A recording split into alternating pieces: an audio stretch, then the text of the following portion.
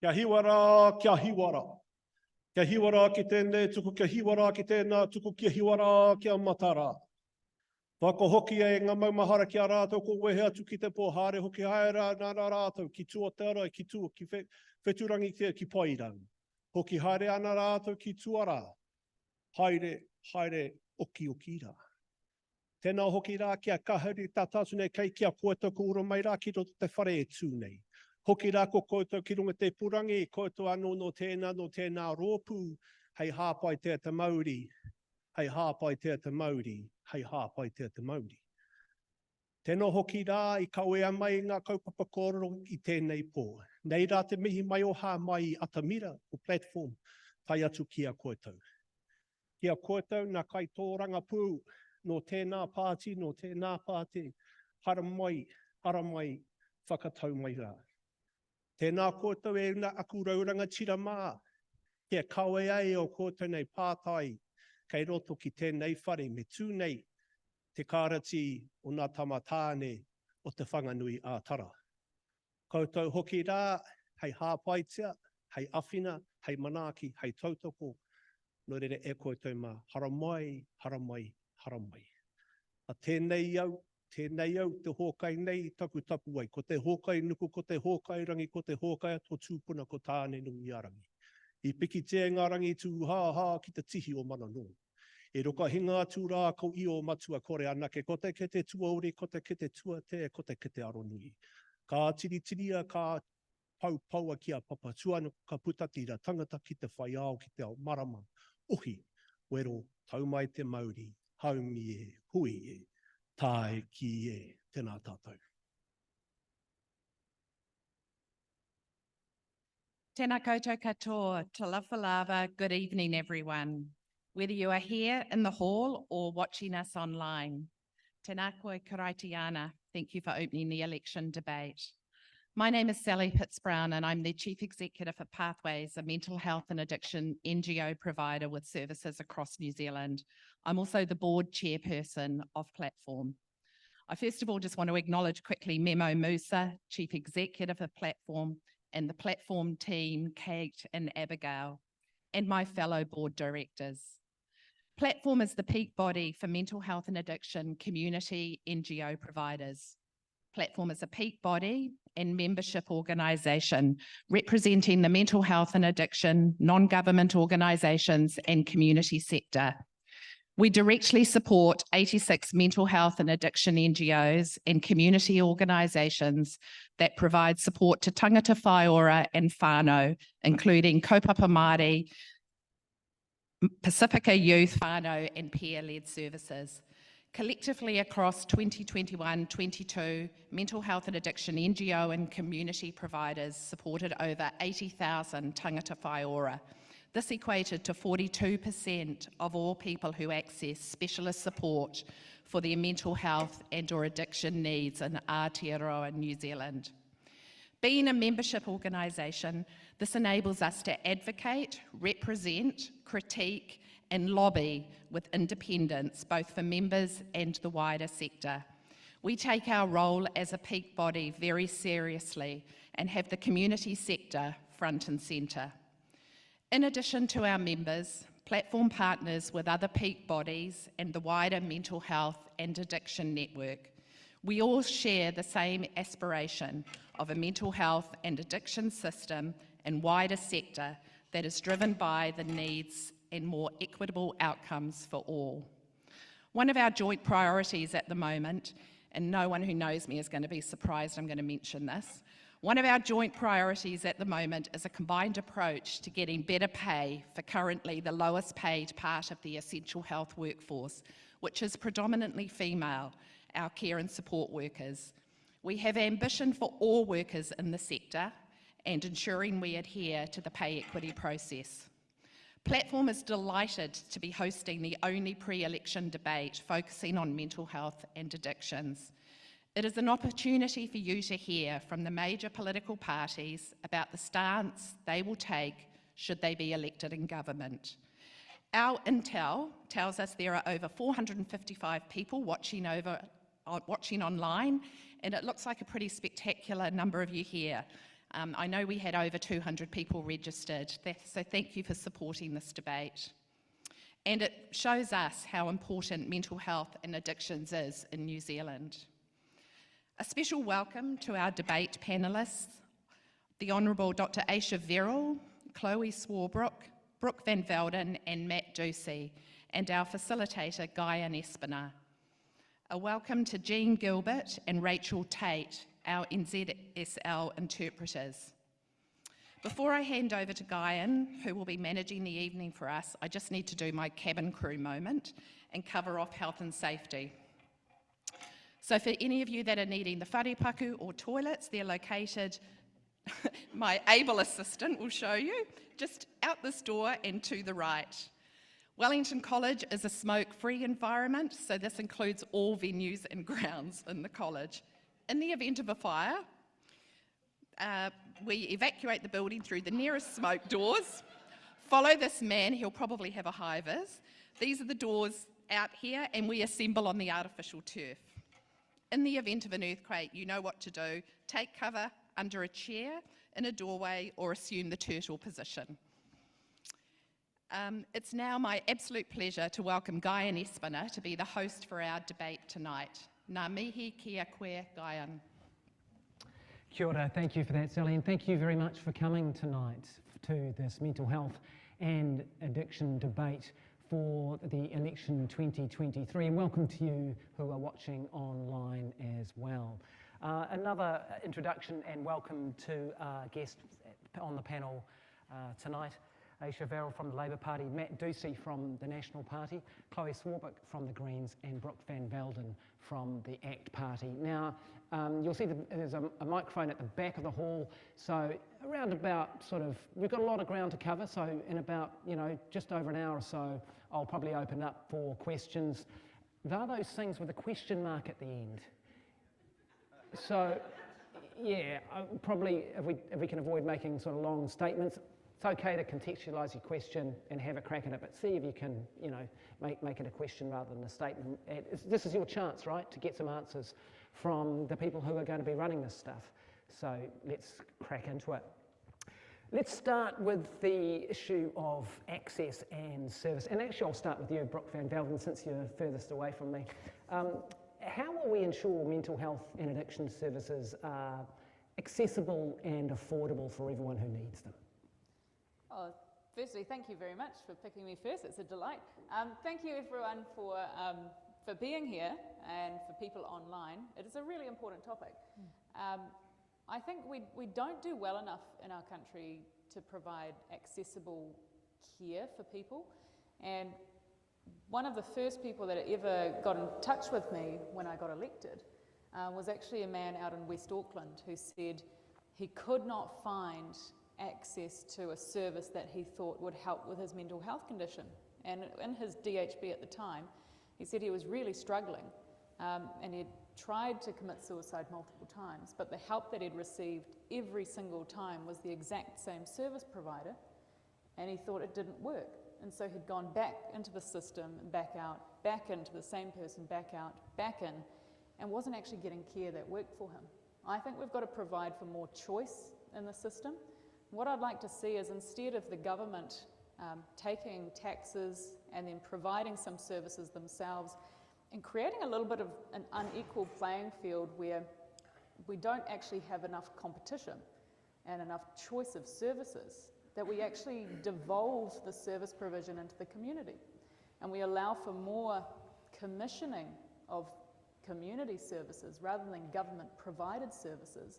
And we use data and analysis over time to determine which providers are actually working better for people and commission more of that service and decommission services that aren't getting results.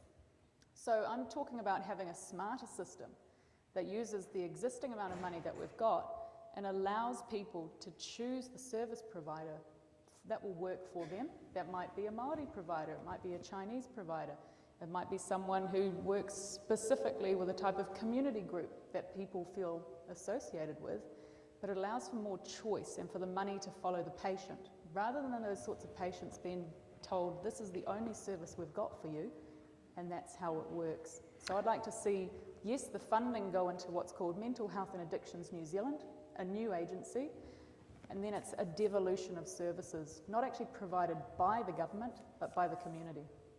Chloe Swarbrick, what are the key access and affordability issues for the Green Party? So first thing I'd say, kia ora, thank you for having me. Thank you, Gail. I feel like we're very far apart on this couch, and there's three of them crowded on that couch. I don't know what you can read into that. But to Brooke's point, a lot of that stuff is already happening, and a lot of you are involved in provision of those services within the communities, have been through arduous procurement processes with state agencies, and have found time and again that actually the lead times that you get or the contracts that you get are incredibly unwieldy, and you have to hire people who then have the constant responsibility of chasing up getting the new kind of funding line.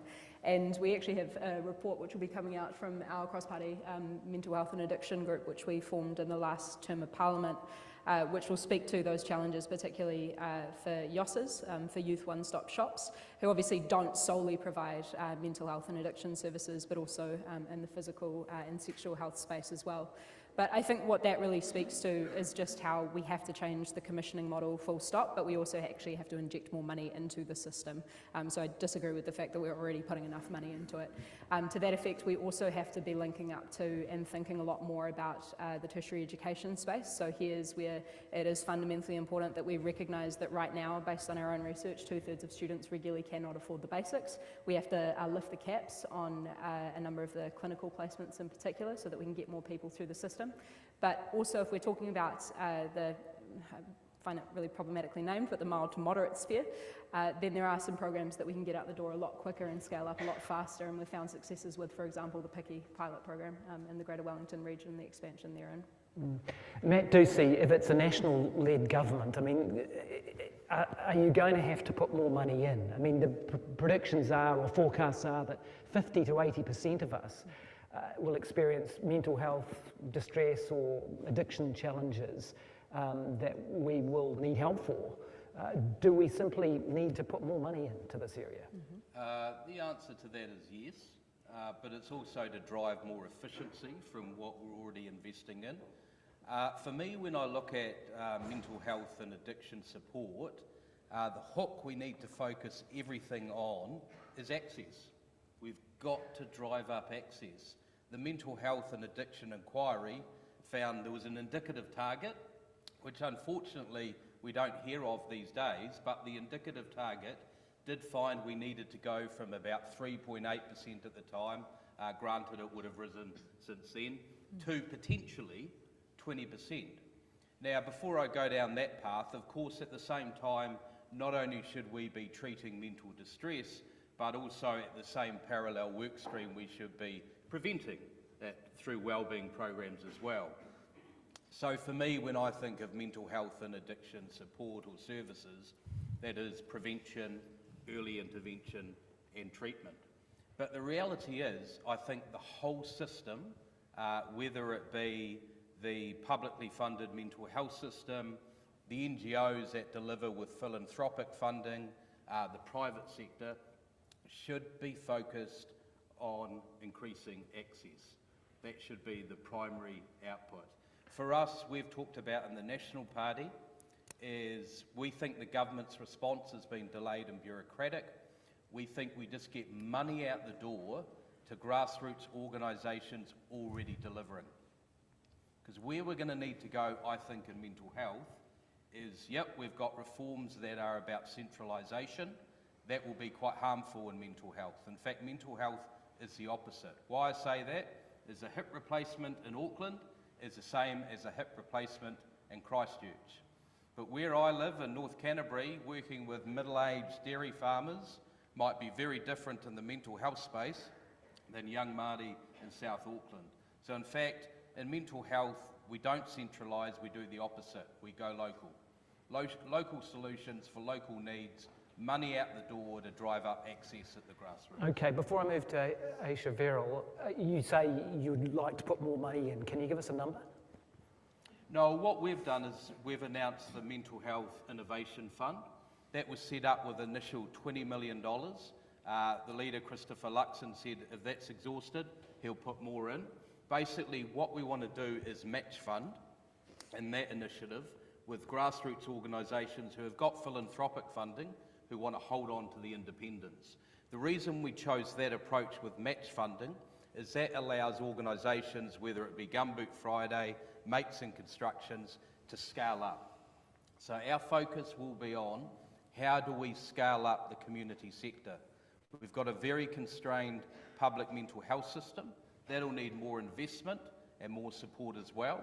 But actually, how do you take some of that demand away from that system so those who need it the most can get timely care?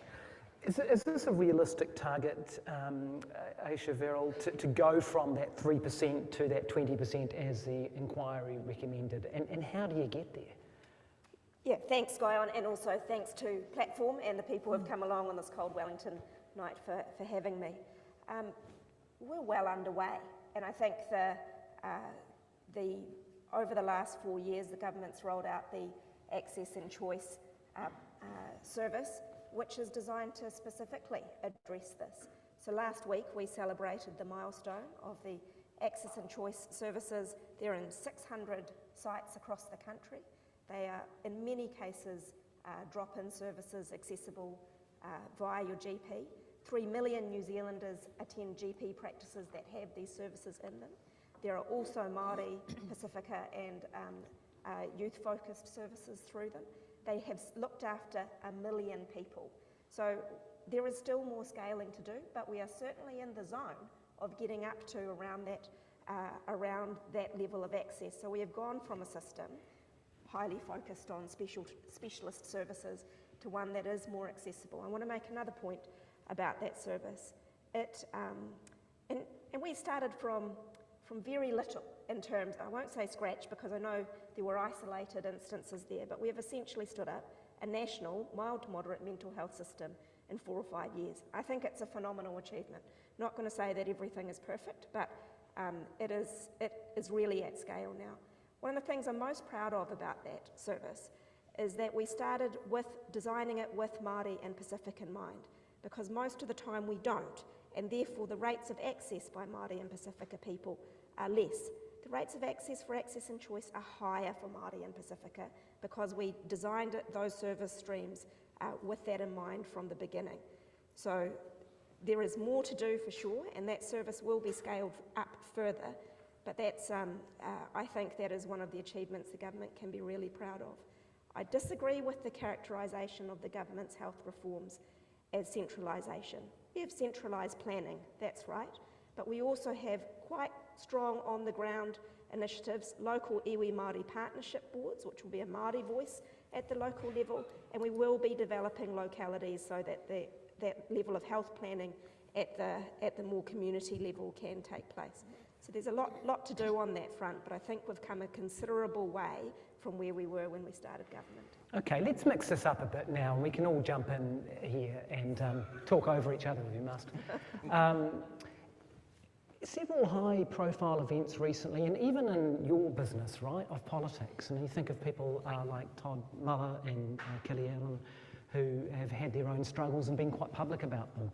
And then we've had the flooding events, which have been very, very tough for a lot of people. And of course, COVID-19, which has had a long shadow in this space. Have we got a mental health crisis in New Zealand at the moment? How do you want to define crisis? I mean, if people aren't able to access care and they end up losing their lives as a result, then I think that's a crisis.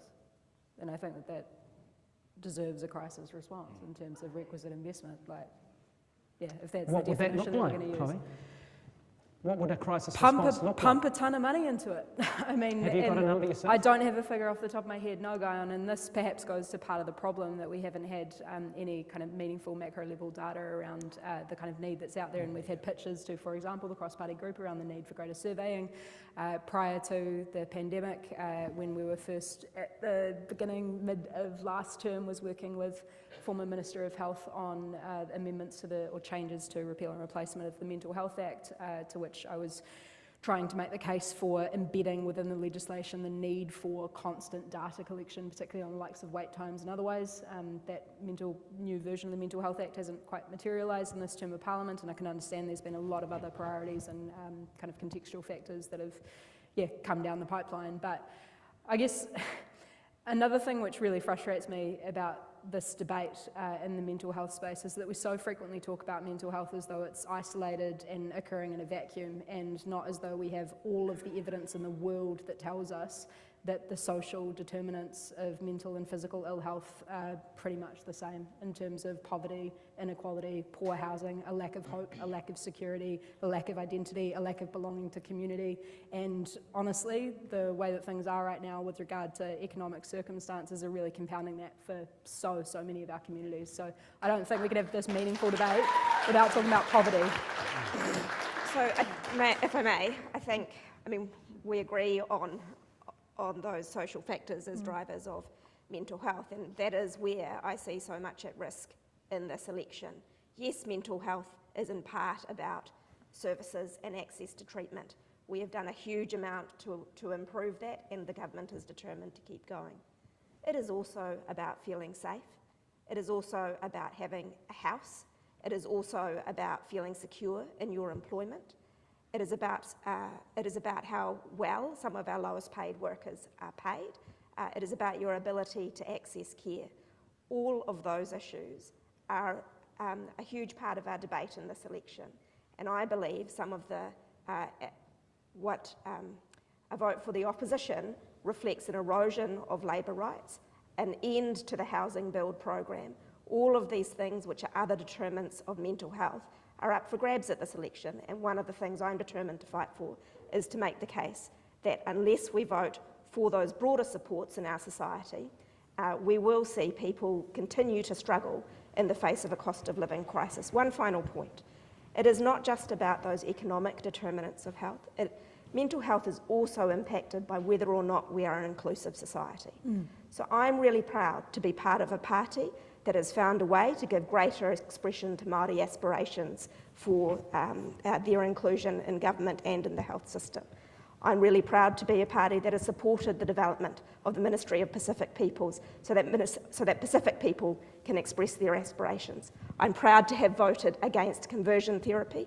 There are a lot of things that the current government has done that has made us a more tolerant and inclusive society, and that's important for mental health. Okay, well, let's get. You can, but I'll come to Brooke first, and then to you, Matt, to respond to that, because one of those things mentioned was obviously a very thinly disguised attack on the ACT Party's position of abolishing the I don't know, like the Human Rights Commission and Ministry of Pacific Affairs, etc. How do you respond to that? Well, look, I think we can either go for politicisation of issues, or we could actually talk about what people are actually feeling in the community. And I agree, we do have a mental health crisis. I'm constantly engaging with people who are really struggling. And these are people from, childhood level. People are saying that their kids are coming home really emotionally vulnerable, all the way through to people in their 80s and 90s. Who still need help, and they're feeling isolated. Do you agree with the cause, the root cause that Chloe outlined too, which is that it's the poverty and those other social determinants that are leading to that situation, or do you think it's something else? Well, what's driving that? I think there's a lot that creates mental health conditions. Yes, surely some people who are feeling isolated will have terrible mental health. Some people might be fine because they have resilience in those situations, but it might affect someone very different. There might be someone who, for example, has never had a problem in their life. If we've got a crisis, what do you think the cause of it is? Because you've said yourself. Yeah, like I was just about to say, it's really hard to pinpoint these things sometimes, because like I was saying, there might be somebody who's never had a mental health crisis in their life and then ends up with postnatal depression. And that's circumstantial rather than because of any poverty or isolation. It's because of an effect of something that's gone on in their life in that circumstance. And it might be something that's very temporary, but it might be something that goes on through entire life. I think it's actually really difficult to try and pinpoint mental health and say it's because of one thing.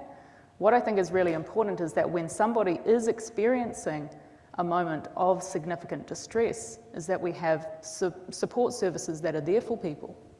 I would really like that our community actually is strong enough where people need help, that they can get the services that they need. So that's why I promote having more choice in the types of services that we have available. And do you believe that you can still do that with the promises to cut government spending and to reduce taxation that you're putting forward? Can Absolutely. you do both of those things at the same time? Absolutely. Look, for ACT, we say that would cut back on wasteful government spending, but we've never said that would cut back on health. Health provision is very important. I think the government tries to do a lot and does a lot poorly when people really need the government to do a few basic things really well. And we are really failing on health, on education, and justice. Okay. These are the core parts of what a government should try and provide. And yet, because we're trying to do everything, we're really missing the mark on a few real basics. Matt, I promised you the opportunity to respond to the critique of the opposition. I'm not necessarily responding. I'm quite happy just to say what I think. I don't need to respond to other people. The question was about crisis. And look, I'm happy to call it a crisis if it keeps it front and centre, whatever it takes. I actually think we need to be a bit specific when we talk about crisis. What do we mean? I think New Zealand's actually done a good job, and I know when I say that in the context of mental health, you know, you can see, you hear the breath being inhaled about what he means, but actually when you think about it, I think we've come a long way creating a culture where we're breaking down the stigma, we're breaking down the barriers, we've got advocates out there, we've got all parts of the community talking about mental health in a way we've never talked about that before. We've come a long way as a country. The problem, I think, now is we give people the confidence and the faith to reach out, and when they do, timely support is quite often not there. And that's where we need to focus. So actually, Parliament's going to have a big role to play, but actually this is actually bigger than Parliament. It's going to take the whole country. But I feel very blessed as a Member of Parliament, because to be a Member of Parliament today, if they say politics is about timing, I just wonder whether we'd be sitting here in this room 20 years ago talking so openly about mental health. And it's fantastic to be in Parliament feeling like the country's holding us to account in the mental health space. Yeah, and that's good, right? But it also drives demand for these services. And when you're in the media, constantly the stories are from people, you get calls and emails that people just simply can't access the services. They can't, they're worried sick about their children, for example, and they can't get the services in the town they are. And I'm not hearing a lot of specifics, actually, from any of you about exactly how you would address that. You're looking at the New Zealand Health Survey, right? The last 5 years, unmet need has grown 4.9% to 8.8% of the population. I mean, it is. But am I right in saying that no one here has a number about how much they're going to increase spending? No, I can give you a specific of what we could do overnight. You know, the Proceeds of Crime Fund, which is supposedly set up to take money that's given from criminals, taken from criminals in the proceeds of crime, and it supposedly goes out the door to help fund addiction services, to help with meth-related harm or addiction-related harm caused by gangs. That fund has been on hold since February last year.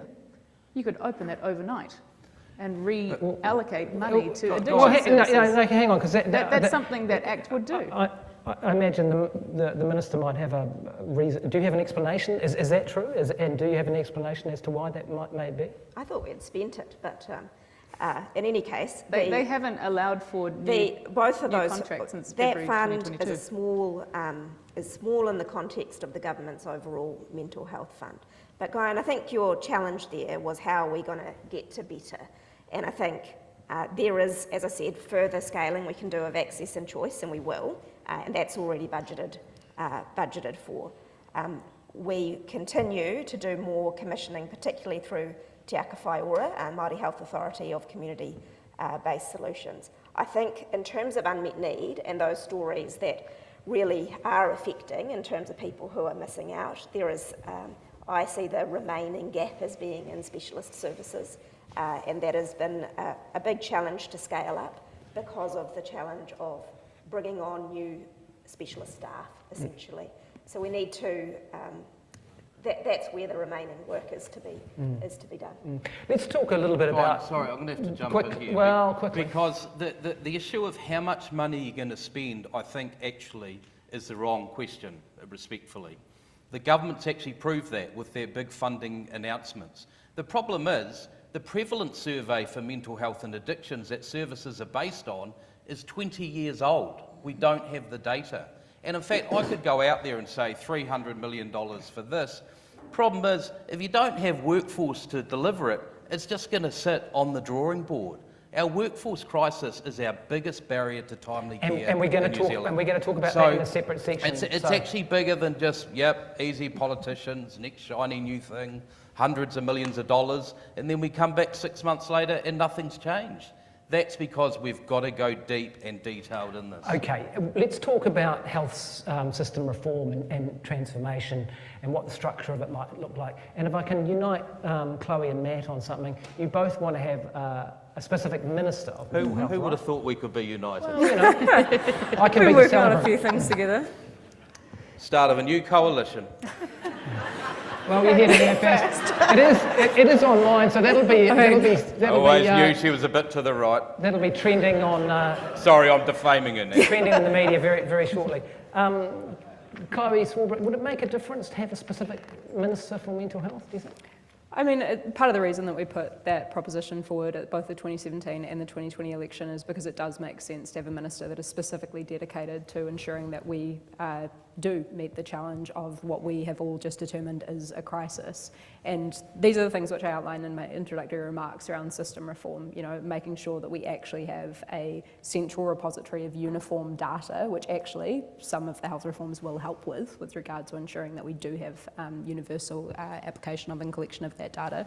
And then I think another point which does need to be made, and I have raised this directly with the Minister that I'm quite concerned about on the flip side of the health reforms, is the kind of revocation of the Health Promotion Agency and the opportunity for people within the former DHBs to potentially take the space of advocating for reform of the system where they identify that issues are, particularly in, you know, a very live example over the last 2 years with my alcohol harm minimisation bill and again some of those other social determinants with regard to challenges that crop up. But I do think that we need a mental health minister. I think that we need legislation that is fit for purpose and enables us to continue making evidence-informed policy. But I also think, again, to the point that I was making before, that we're not going to stop the pipeline of the manifestation of these issues unless we are ensuring that we are meeting this challenge with the requisite political willpower to end poverty in this country, to ensure that everybody is housed in a warm, dry, stable home where they are able to form community, because otherwise what we're talking is basically nonsense. People are not going to be able to have resilience in their community if they don't know their neighbours, they don't know their co-workers, and when they have an issue, they internalise that issue, becomes an issue with them, it becomes their own personal issue, and they aren't able to reach out for help. Matt Ducey, National wants a minister for mental health. That would be you, presumably, right? Well, it's up to the leader in the end. I'd love that to be me, but in the end, it's not my decision. Let's be very clear, just making a job doesn't change things. Yeah. Yep, that is the reality. But it's my view, increasingly being the opposition spokesperson for a number of years now, the health minister, with respect, whatever colour of government, is so focused on physical health. And we all know it's the classic story. Mental health and addictions, the poor cousin of physical health. You need someone in there driving it every day, because when I get stories up about where things I think haven't gone to plan, sometimes with respect, and probably the former health minister, you saw it in his eyes, he actually just didn't know. It wasn't like he was overseeing something he was happy with. He was like, well, these public officials, you need to drive them hard. And what I would say, in my view, you need to get mental health out of health. It's bigger than health. And what we want to do is have a standalone mental health minister. So not a ministry, which some countries have done, we don't need another ministry, a standalone role that goes across all the government departments. What are we doing about mental health in education? What are we doing about mental health in police, in MSD, in business, in corrections, and driving that agenda forward so all the government departments are focused on key aspects of delivery? Does that make sense to you, Brooke? Well, I disagree. Look, I think it's important for us to get the policy settings right rather than have a new minister for it.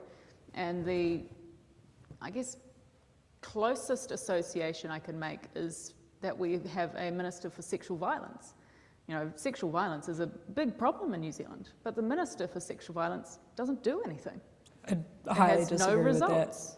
No results at all. I mean, puts out hardly any statements, is hardly ever accountable. If PRs doesn't were a look at measure that. of politicians' kind of success, then But yeah, having it'd a make minister contrary point to for what it, Matt was making. having a minister for it hasn't reduced sexual violence in New Zealand. Well, we have for the first time an intergenerational long-term plan called Te Aotearoa, and if you engage with people at the grassroots level who are delivering these services, that is fundamental to understanding how we're going to have all of the component parts of bureaucracy respond to a deeply entrenched intergenerational issue. You don't need a minister for sexual violence for that. Don't You need a just minister for make the anything. report. The point is to prioritise something and to rally resources around it. And for the hasn't been first time, we have joint prioritised. ventures between health and justice. Okay, I shouldn't have got into this argument I'll with pull Chloe, away from but that couch. I do actually, I want to pick up on something Matt was saying there, because he was talking about needing the Minister for Mental Health, and I disagree with that, but one area I do agree with is the idea that we actually have to have change and have a own agency. It's not a ministry for mental health. I want to see the Mental Health and Wellbeing Commission actually have some real power. At the moment, they release reports, they look at statistic, and they look at analysis. I'd like to see them actually be able to commission the services. And so instead of having the health agency in charge of mental health, we have the Mental Health and Wellbeing Commission renamed as Mental Health and Addictions, and they get the money for mental health. They commission the services. So it's not just about stats and analysis, it's using stats and analysis and using that data to commission services over time. All right, let's look at some of the change that has happened structurally. You've had a suicide prevention office established in, late 2019. Do you feel that that's made a difference? I think the Suicide Prevention Office has certainly emphasised within the bureaucracy the importance of suicide prevention as its own focus, and so we have had a thread of services commissioned there, many of them through the Māori Health Authority because of the inequities that we've seen there, so they've worked together on that. I think it's a shame that the head of that office has had an illness recently, which I think means that visible leadership that we were seeking is of course a challenge at the moment. I think in terms of suicide prevention, one of the things that's really encouraging is that we have had a 20% reduction in suicide rates over the last 3 or 4 years. So we are on the right track with that work, but of course we have to keep going because no deaths are acceptable.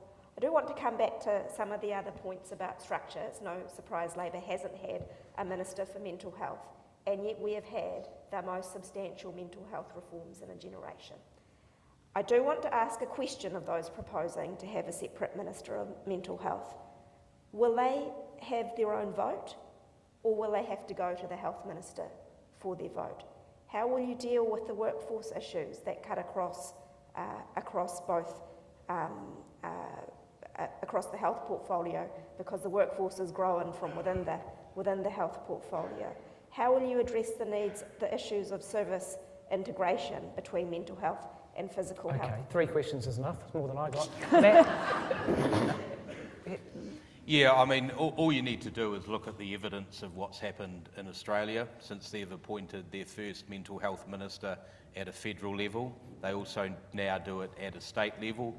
In answer specifically to your questions, I would imagine it to have a specific mental health votes and estimates. But in the end, it's a person who's accountable and is advocating around the cabinet table with their colleagues to make sure mental health has a voice. And that's ultimately what mental health needs. It needs a voice, and we think through that advocacy we can drive real change, because the reality is, you all know, Parliament's a big place, it's all siloed with all these government departments, and the problem I think that successive governments have got in the mental health space is the issue because mental health overlaps so many other different areas.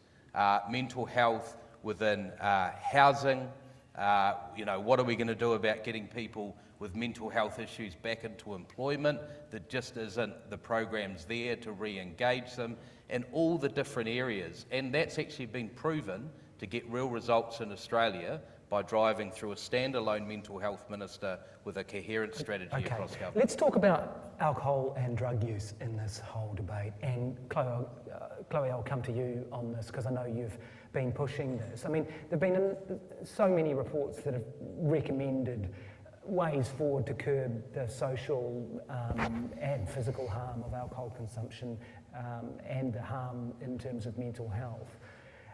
What would you say are top priorities in that area for the Green Party in relation to mental health? Let's take a consistent evidence-based approach to all drugs, including alcohol. So I guess to lay out the spectrum of potential for regulation there at both ends of the extreme, and those who are fans of following Hansard will see that I put this on the record every damn opportunity I get. So this spectrum, one end of the, and also at parties, I'm really fun. So at one end of the extreme, you have criminal prohibition. At the other end of the extreme, you have a complete legal free market. At both ends of those extremes, you have the maximisation of harm, because whether it is criminal organisations or commercial organisations in a black market or a legal market, you have the incentive to shift as much of your product as is possible to make a quick buck, which tends to incentivise the exploitation of vulnerable communities. How do you pull it back from those extremes? You start to minimise the profit motive. That means regulating particularly supply, but also when we're talking about criminal prohibition, you can start with something that seems and tends to be more politically palatable of decriminalising those who are using, and particularly potentially caught up at the low levels of supply in order to service that usage. So it looks like the same things that you were just alluding to, Guy. In 2010, we had a Law Commission review on alcohol. 2011, the one on motor, the Misuse of Drugs Act 1975, Frankenstein piece of legislation, which has caused so much harm in this country. Then we had the 2014 Ministerial Forum on Alcohol Advertising and Sponsorship, commissioned by the former National Government, kicked a touch. Then we had Aotearoa, the Mental Health and Addiction Inquiry. We had Taruki, the Safe and Effective Justice Review, both of those tabled in the last term of Parliament. None of the recommendations meaningfully on drugs, including alcohol, were touched. So yeah, we have to repeal and replace the Misuse of Drugs Act with something that is fit for purpose and evidence-based and genuinely reduces harm. Then you have to look at resourcing. Right, no, yeah. it's obvious. But the reason that these guys aren't going to do it is because they are quite comfortable with the mythologizing and the caricaturing of who use drugs in this country. And I think that's the problem. Has she got a point there, Brock? I mean, any study you can shake the Lancet magazine at will tell you that alcohol is the most dangerous drug we have, and yet we give someone a life sentence for supplying magic mushrooms to someone. Mm-hmm. So why do we do that? Like, why don't we regulate in relation to harm? Well, I don't think it's any surprise to people, certainly don't hope it is, that I actually voted in favour of the referendum. But what's the ACT Party's position? The ACT Party's position, as far as I'm aware, the ACT Party's position was that we were in favour. I've spoken to some of your MPs and they're not, but... Well, I mean, the referendum happened, 2020? So I guess, I don't know who you've spoken to since then. But the problem is... Let's stick with alcohol for a second here, because, you know, most famously the Nut study of 2010, but there's so many others. In fact, we had one reported recently in New Zealand which came up with the same conclusion, that in terms of social, physical, cultural harm, alcohol was top of the list. Shout out to Dr. Rose Crossan. There you go. Thank you for that. Why don't we, or should, let's put it this way, do you think we should have stricter regulation on alcohol to try to curb some of that harm? Look, I disagree. I actually think what we need is help for people who have addictions with alcohol, but we have to allow people to have choice to have alcohol. Are you comfortable with the level of harm that we see from alcohol, which runs into the billions of dollars, the carnage, the domestic violence, the road accidents, the mental health issues? I mean, if you look at the inquiry, they said about half of youth suicides had alcohol as a major factor. 26% on average across the country. Yeah, but are we suggesting that we just prohibit alcohol? No, No, the no, question was we're about proposing regulation. logical consistency and sensible Because- regulation which removes the profit motive, which looks like, actually, as one of the top 3 best buys from the World Health Organization, remove advertising and sponsorship overnight. Okay, let's bring this couch in on this. What are your thoughts?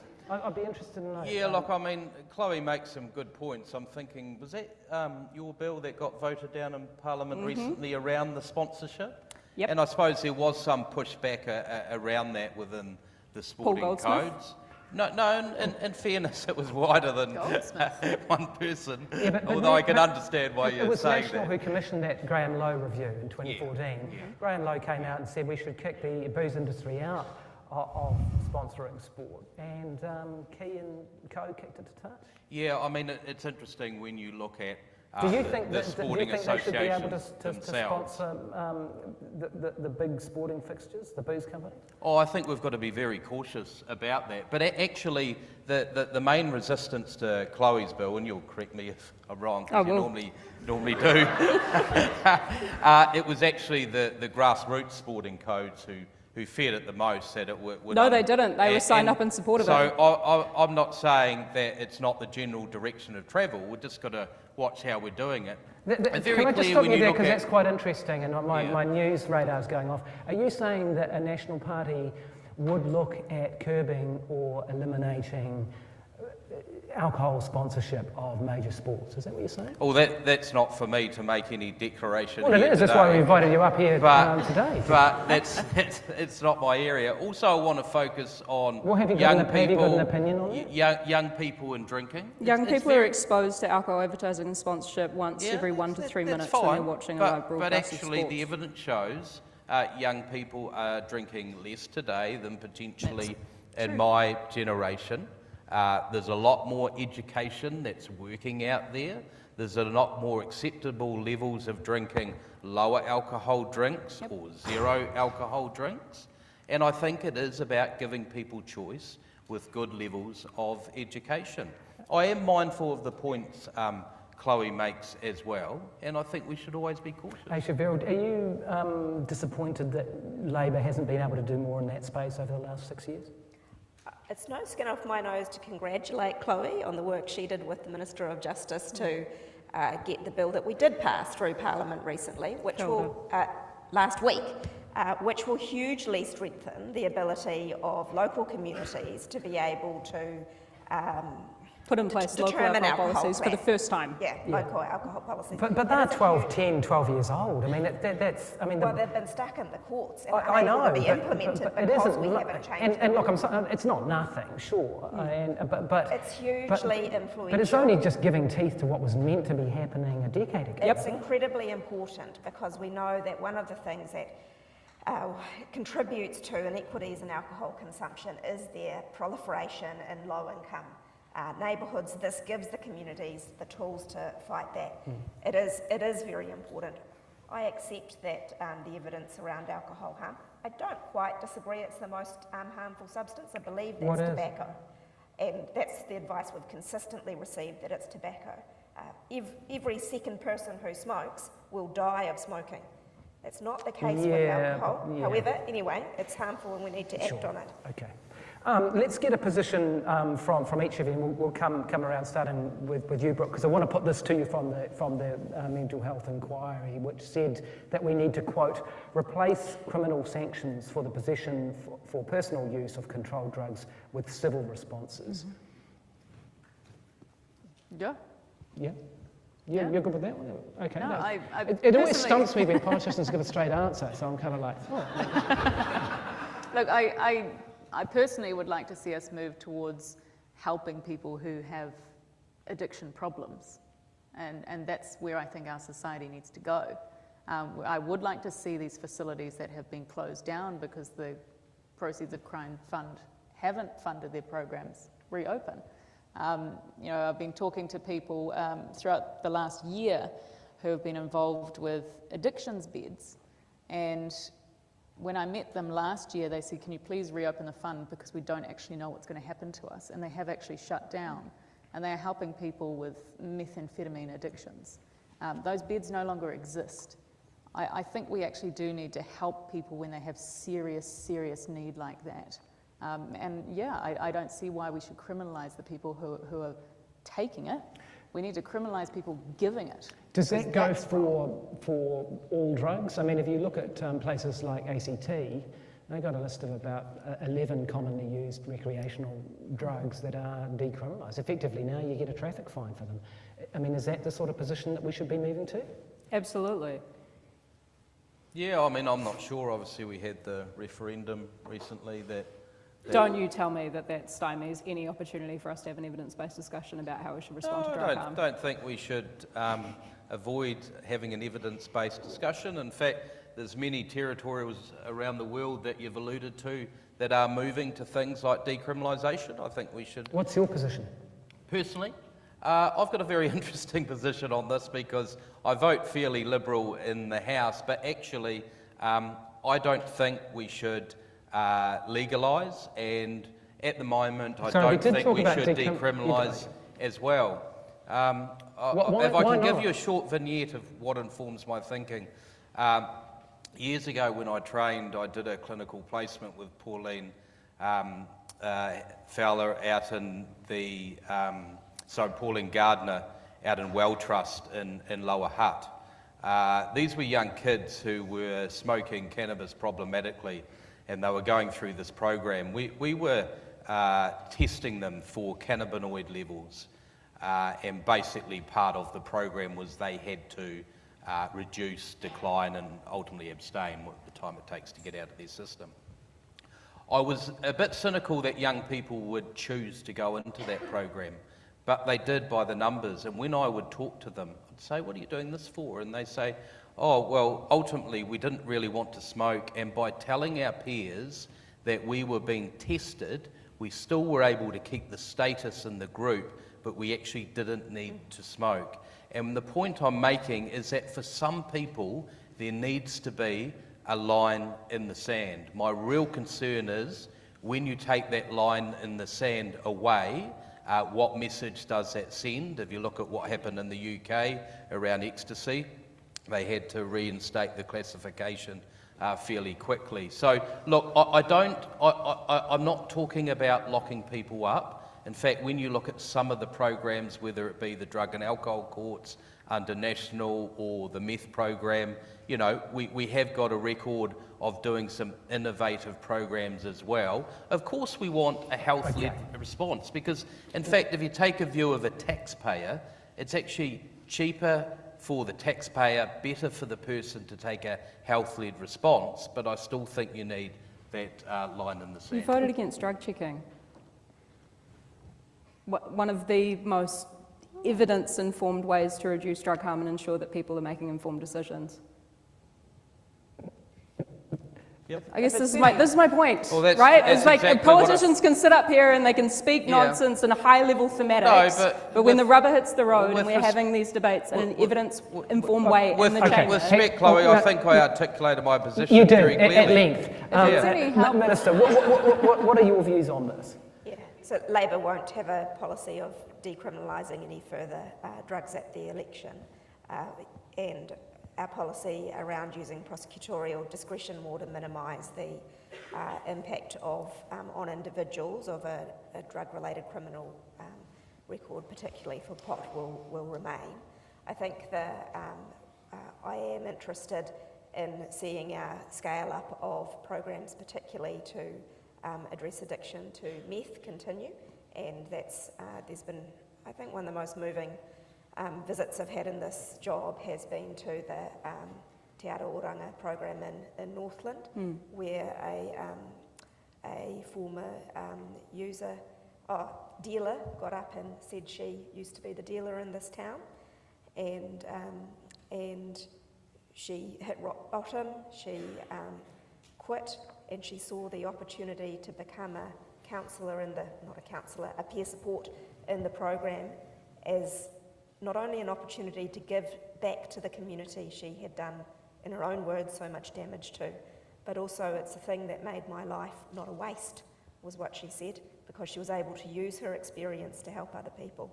I was so impressed by that that's where I'd like to continue to focus. Okay, let's move to workforce issues, because I know a lot of people in the room are interested in that, and it's such a big issue. I'll start with you, Brooke. If you look at the 2022 workforce report data on this, they're looking at an average vacancy of about 11% across NGO and also Te Whatuora in terms of mental health and addiction services. So for a total workforce of about 12,500, 1,400 vacancies, which seems to be a pretty sort of harrowing story. How do we address that? Well, look, it's really quite difficult. It really is. And I don't think we can look at this particular area as a silo. We've got workforce issues across every single industry. And we are becoming a country that a lot of people are no longer wanting to move to, which I think is a real shame. We've got record immigration at the moment. I hear constantly from people who said, I always knew that I would never earn as much in New Zealand, which is true if you could go to Canada or Australia as an alternative, but at least I always knew that if I brought my kids here, the streets would be safe. I'd know that my kids would have a really good education and that there'd be a work-life balance. And that doesn't really stack up anymore. And I know a lot of younger people as well are moving overseas. Huge numbers of people are moving overseas. And I think we've got to look at all of the economy and look at all of those areas rather than just looking at one area. Getting tough on law and order isn't a solution to those workforce issues, is it? For some people it does actually factor into their decisions to stay in New Zealand or not. You know, this is not in health, but I met a woman earlier this year whose jewellery shop had been robbed 3 times in 3 months, and so she moved back to India because she said, I actually feel less safe here than I did feel in my other country, and so she moved back. So we do have some real effects of bad policy coming out of government not making people feel safe, so we can't just completely write that off. But what we've got to look at is how do we ensure that firstly people feel valued in the work that they do? How do we make sure that people are actually able to make ends meet? And how do we make sure that we have an economy where people actually want to live here? That's across every industry. I want to see a tax cut for every person who's working. So our tax policy says anyone up to $70,000 would be on 17.5%. Everything over 70,000 on 28%. So if you're on the average income of 70,000, that's around 2,200 back in your back pocket. As an entire economy, it's really hard for us to keep affording pay increase on pay increase on pay increase when we're getting the same value for the work people are doing. Well, it's when harder we've to got increase. Costs going up, so we've got to address why the costs keep going up, and that's inflation caused by government spending. Okay. Or company profits. Chloe, if you dig into those numbers, the shortages are huge. I mean, 120 psychiatrists short, 408 mental health nurses short, 115 clinical psychologists. I mean, there are some massive issues in terms of workforce in this space, aren't there? Yep. What do you think are the key points to addressing that? I mean, well, in the introductory remarks, the pay equity was touched upon. So that is one very clear thing that we can do. When I talk to people who are currently within the workforce, particularly within the public sector, pay and conditions come up time and time again. Burnout is a real challenge, and so many people are taking on far bigger workloads and taking their work home because they are deeply concerned about the people who they are looking after. So it's pay and conditions. It really is that simple, at least in terms of the interactions that I've had with people who are doing this work. That kind of also comes back to some of the stuff that Brooke was alluding to around our immigration settings and otherwise. But yeah, I mean, if we do want to take a quote-unquote whole of economy approach, then let's talk about what it is that we're talking about when we're talking about the economy, because we're not just talking about GDP, which is a very flawed metric that I could give you a very long rant about, but what we're talking about is all of us and the stuff that we create and the kind of society that we want to live in and the rules and regulations that we put in place.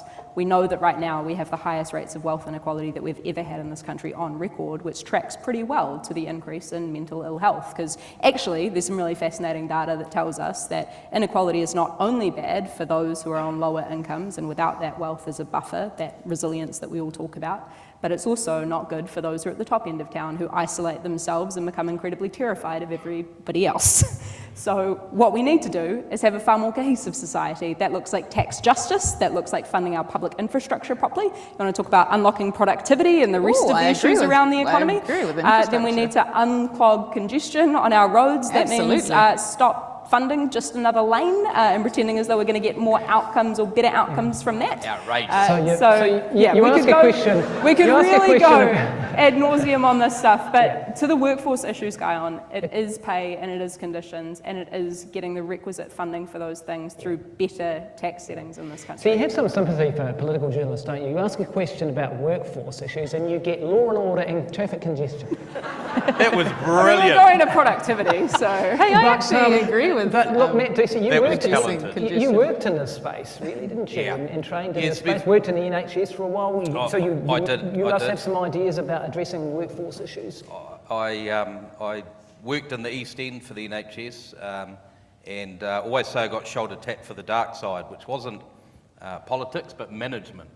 And I struggled with it, but then quickly learned shape, design and delivery of service had as much impact as the therapeutic alliance as well, so you can make a real difference in that space. So how would you make I'd say the biggest barrier to timely care in New Zealand is the workforce crisis. The Mental Health and Wellbeing Commission came out recently and called on the government for a roadmap, a plan. We don't have a plan at the moment. It beggars belief, in a small country like New Zealand, we don't have a dedicated unit to forecast and model workforce and where we need to be. The reality is, I think the first thing you need to do is retain our current workforce, terms and conditions, as well as the vacancy rates our workforce is covering. It's causing people to burn out and leave. I mean, here, I wrote this down, the Te Haka service, if I pronounce that right, in Wellington here, the crisis service. 2019 vacancy rate was 5%, 2020 15%, 2021 29%, 2022 41%. Last year, where I'm from, an inpatient facility had to close because they had a 60% workforce vacancy rate. So we've got to retain, we've got to stop people getting burnt out. We've got to use skilled migration, right? The mental health workforce is mobile. When the government goes out and says it's competitive out there, it is.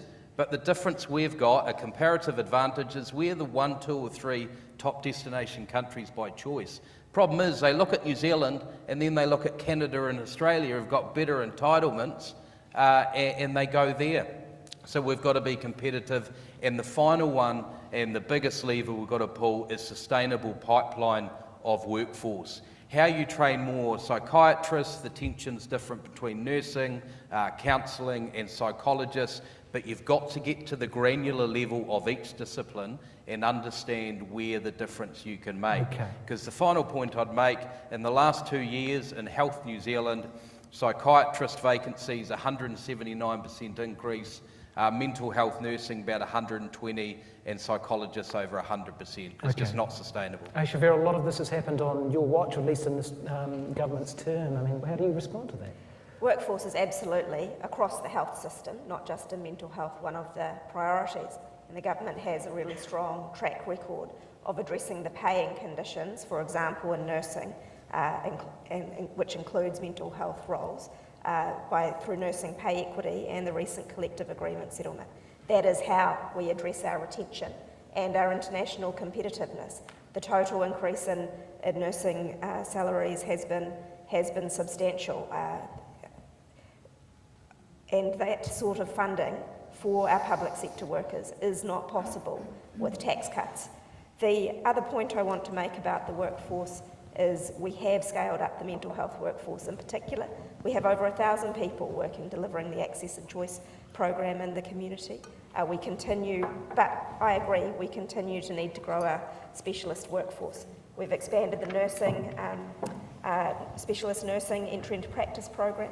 We have tripled our training of psychologists. Tonight I want to tell you that we will also, if re-elected, raise our number of psychiatrists that we are training from just 26 a year by an additional 12. So there's a huge amount of work to do with scaling up our specialist workforce. I do also want to add, though, that our government has just recently done the type of plan that Mr. Ducey is describing with that modelling and forecasting of need. It is a really important thing, but it also, I think the key point here is it shows that we have a long path to get back to the domestically trained workforce that we want, which is why we have really turned the dial on immigration. We had 3,000 new nursing registrations in just the last quarter. So it is not at all the case that New Zealand is not a place people want to move to. We have turned the corner on our immigration of health workers. Okay, I'm going to open it up for questions pretty soon, so sharpen your pencils, sharpen your minds, and there's a mic at the back there if you've got a part-time. Matt wants to give you an answer. Say one thing? Yeah, make it Please. brief. Because if I don't, I'll probably get told Very off brief. by some people in the room afterwards. One area we haven't touched on is peer support lived experience.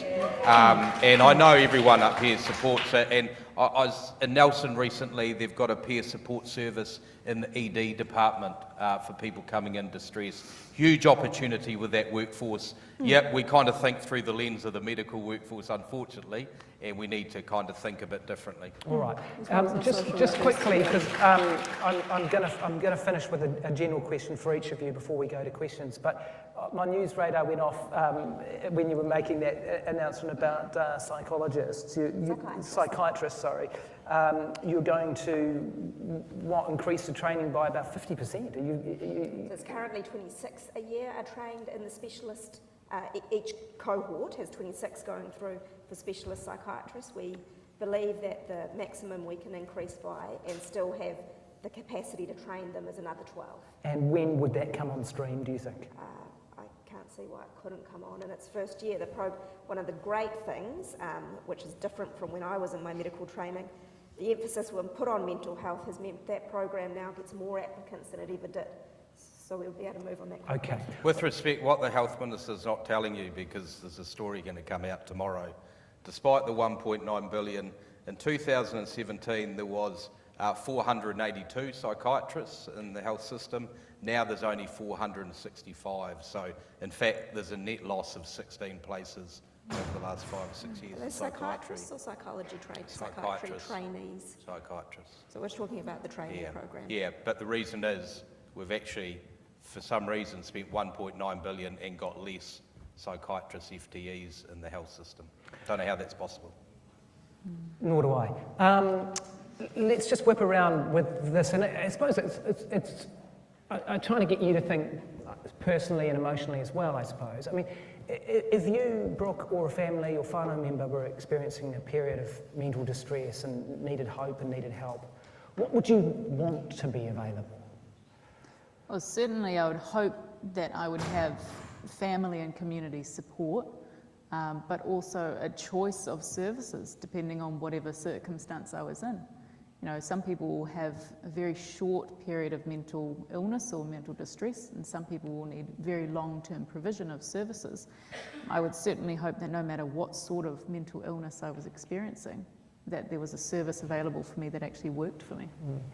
Chloe, I mean, what should our expectations be? I mean, I've been in this situation, friends, family, you know, really worried about a young person, and they make the call and it's 2 weeks, which doesn't sound like long. People can wait for a lot longer than that, but, you know, they're really anxious and scared.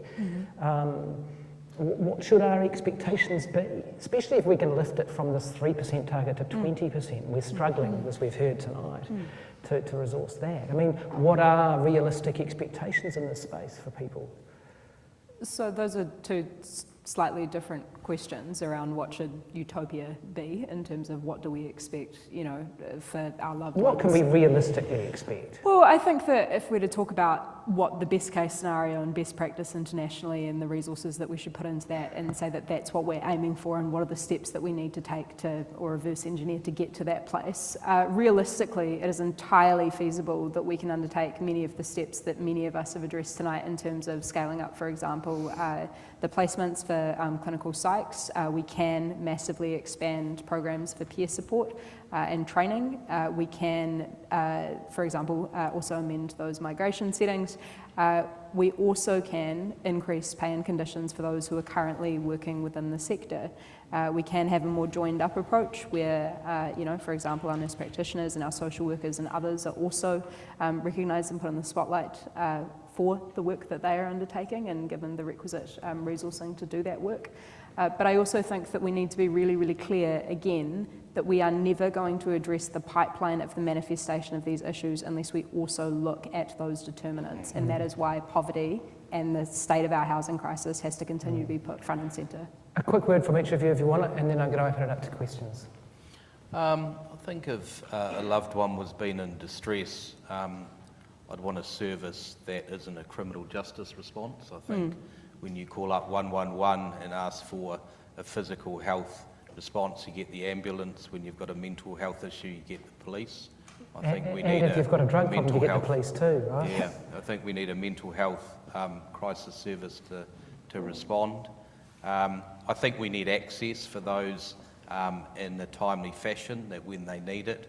But then for those who have sort of severe and enduring mental health issues, I think they need to have the ability to be at the centre and get the things around them that keep them well. I think most people over time will learn what keeps them well, and they need access to that support that will keep them well.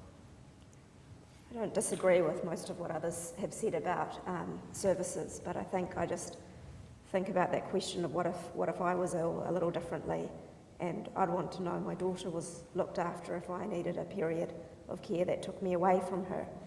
And I learnt that that was a lot of the feedback we heard from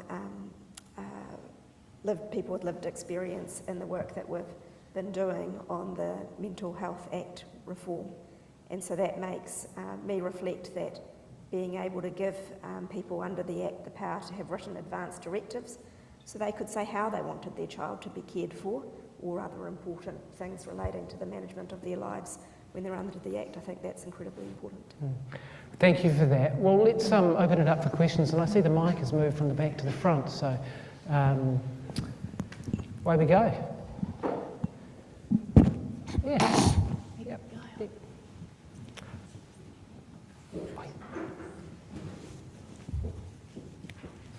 Kia ora koutou, ko Niki Takuingwa. I'm the kaiwhakahaere for the Council of Christian Social Services.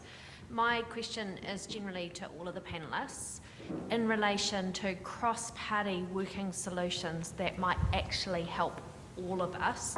What commitment can your party make over the next decade? To work together? Yeah. Yeah, great, good question. So in the last term, so the last term of Parliament, myself, Matt and Louisa Wall all worked together to bring together the cross-party group on mental health and addiction wellbeing, and that has been an enduring potential infrastructure. I think there are some really valid frustrations that those of us who are engaged in it feel, in that potentially for different reasons. It hasn't been given the prominence in a formal setting in Parliament, for example, a specialist select committee or otherwise, that it could have. But the other thing that I would say that I personally have found frustrating about it, and Matt's heard this ad nauseum, is that we can all agree that, you know, we don't want suicide, and that we think that young people should have access to kind of literacy training and mental health education in our schools.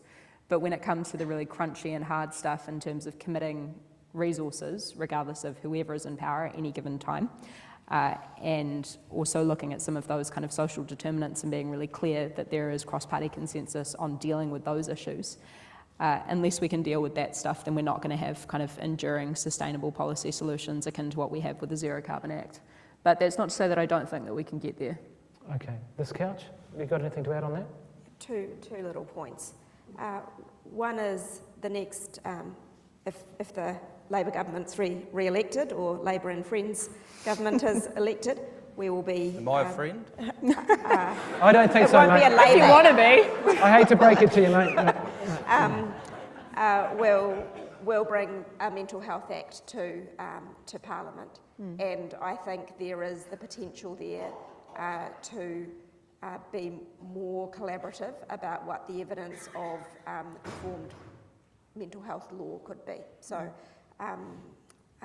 I think that could be a fruitful discussion for the next Parliament and we could see if there is a cross-party basis for support there. With respect... Just quickly, because we do want to get but this is an important point. Sure. Law is collaborative in the process it takes now, because by definition it goes through a select committee where all parties are traditionally represented. The question was around the cross-party group. I think the government's let the cross-party group down. It was actually a recommendation of Labor's mental health inquiry. No health minister has ever met with the cross-party group, even though we have asked. The reality is that cross-party group could be investigating issues, it could be reviewing appropriations and funding, it could be part of the policy development for a long-term policy cycle.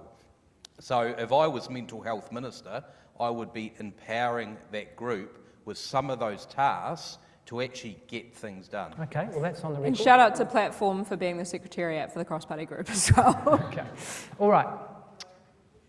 Yeah, you can. You're halfway there, so why not? So, yep. I actually was in the old institutions, and I also spent a lot of time in care in the last several years. It's been the most horrendous experiences of my life. A lot of what you're saying, I've heard for years and years and years. Why should I believe you? That's going to be any different. Okay. Given that's an easy one, I'll start with you. The Labor government said it would do a review of mental health. It did a review. It has implemented the vast majority of the recommendations of that review. I understand that things are not perfect and that there is more to do. And in terms of people who are accessing inpatient and specialist care, I've already mentioned the workforce challenges there. So I'm not going to sugarcoat the challenges we have. I also know for people who have been in compulsory inpatient care that the work we have to do on the Act is incredibly important, and I've already undertaken that we'll do that in the next term. All right. You, sir. Hi guys, my name's Phil, but I've got a couple of questions, but I do have to contextualise it a little bit. Just a little bit. Yeah. Okay, so the only reason that I'm standing here today is because of sheer luck. And it's not luck from drugs themselves, but the laws on drugs, which are not evidence-based. Growing up, I had a great experience with drugs, made amazing connections, created amazing memories, etc. With me being incredibly shy, the sociability that drugs produced allowed for this to happen, therefore they've improved my mental health. Yet I could tell you a few occasions where I got away with getting into serious legal trouble. All this despite never taking a substance more harmful to my physical health than alcohol, or never being in possession of it, to be fair. So I'm a nurse who has worked in medical assessment, A&E, cardiothoracics, ICU, elderly care, and I'm currently a nurse educator in mental health and addictions. I'm close to completing my postgrad diploma in health science, and I'm starting my master's next year. I'm also a cannabis user, but I don't touch alcohol. So, number one, my first question is, it's only because of sheer luck that I was not in prison or expelled from uni. Do you think it would have been more beneficial to the wider public for me to be in a prison cell without a nursing career or saving lives as I've helped to do over my career? Okay. It's just not going to make sense if you ask them all at once. So let's get a response to that. Chloe, perhaps. No one should go to prison for cannabis possession, absolutely not. But 180 people were sentenced to prison for cannabis possession as their highest offence last year alone. All right. Thank you, but I stand here a criminal. Number two, as a result of prohibition, I should not be a nurse, and therefore I shouldn't be standing here in New Zealand. Which of you who support prohibition, 1, 2, 3, would like to come and tell my 3 children that you do not think that they should be here? Because these are some of the harms and realities of prohibition. Okay, well, Matt, possibly you could answer that. Well, he is saying that the prohibition on cannabis would have taken his career away, basically. That's what he's saying. Yeah. And I guess for someone who, and you talked earlier about a line in the sand, didn't you? And you felt that was important. He's just putting the other side to you that, you know, that this can do disproportionate harm to people's lives. I mean, it's a victimless crime, really, isn't it, smoking cannabis yourself? Yeah, but I suppose the reality is, if there's laws of the land, we expect people to obey by the laws. Yeah, but we expect the people who make those laws to make good laws. Yeah. You guys are the lawmakers, you know? Yeah. 635,000 people, 15% of the population used cannabis last year. The laws are not working if we are pretending as though this is preventing people from consuming cannabis. We are proportionally one of the highest users of cannabis in the world. Yeah, those people aren't looking at the line in the sand, I suppose, are they? Yeah. Well, I'm not sure what more I can say, as I expressed my view in previous questions about fair where I enough. see the laws. All right, hey, thank you for that. It took some courage to do that. No, you had to, mate. You had to. Okay, yes. Yeah, well done. 15 employers covering about 15,000 workers are currently party to an equal pay claim for care and support workers. What is your party's position on extending that equal pay claim beyond those initial 15,000 workers to the broader sector employees of 50,000 workers? And so what is your position, and what is your plans for implementing that extension? Who wants to take that one on? No one. I don't know off the top of my head, is the honest answer. Yeah. Jan Logie is our spokesperson on these issues, so more than happy to take it away and to look into it. Okay. And Sarah, who works with me, is saying that we have been supporting something along those lines. Well, that's a good commitment, and you'll get back to her, right? Yeah. I can. Cool, okay. Who else has got a question? Yes, you've been asking for a while. And have you got one after that? I can answer Kerry's question if you want, very briefly. Yeah, I mean, Kerry, you know, we've been working very closely on this claim, and it's incredibly important that some of our lowest paid workers in the health sector get pay equity. I know you're in near daily contact with the officials working through that with you and the employers to do that. I'm very proud to be from the party that has supported pay equity. In terms of our commitment for next term, we will have to work together to realise that as we are able, but it is certainly a priority for the health portfolio. Okay. Yeah, I mean, I don't have the specifics of what you're talking about, other than we will support pay equity and pay parity for the reason of we need to address the workforce crisis, so terms and conditions will be part of that. Okay. Look, I don't have enough detail on that specific case, but it's not our party position either way, because we don't have a position on it. Okay. Where were we? Sorry, yes. Hi, it's Kelly from Asian Family Services. I think you can tell I'm Asian. So I'm just wondering, New Zealand population are changing. 20% are made up by Asian population and migrant refugees. 30% in Auckland. And classic example, I would say, we talk about like suicide prevention and suicide and public health and mental health intervention. But from the inquiry time, we did tons of submission for everything. But Asian population, migrant refugee seem to be missing even in the public health, like Aotearoa bill, everything. That's probably 7 words in the Aotearoa bill about the Asian population. And from service level, there's not enough service that are culturally and linguistic appropriate as well. It not means people speaking English, they will get properly kind of intervention for mental health. And we are having this health effect because we're migrant, we've been screened, but not for mental health addiction. Like gambling harm, we didn't even talk about gambling harm. We don't even have an online legislation for gambling space, and Asians have 10 times harm than the general population. Okay, can we pick up on one of those points then? Because you're right, response? because you're right, we didn't talk about, and I had it on the sheet, but didn't get to gambling harm. Let's have a quick corridor about that. I think I'm New Zealand's first health minister to identify as Asian, and this is an issue I think is incredibly important. And I think one of the challenges is the Ministry of Health or other health entities don't even require themselves to report on Asian the way we would usually break down for Māori and Pacific groups. So I have instructed the Ministry of Health that they are to start doing that, because one, we can't start to act until we have information on need. I have visited some good maternal mental health services working for Asian communities exclusively, and I think those are the opportunities the health reforms offer to have more differentiated services. Okay, just quickly, if anyone wants to jump in on gambling, because that can be, it is a significant issue in this space. Has anyone got anything to say on that tonight? Because our question is right, we didn't touch on that. You are completely correct about the fact that we don't have meaningful kind of legislation here, and that it's a big hole, particularly for online gambling, and that's something which I had engagement with when I was formerly our internal affairs spokesperson, because again this falls within internal affairs, which is a whole other kind of component, and potentially what a Minister of Mental Health could look to pull all of these component parts together on.